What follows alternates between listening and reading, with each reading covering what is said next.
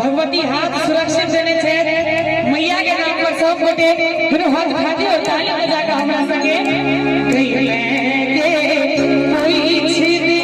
कन्या चर सो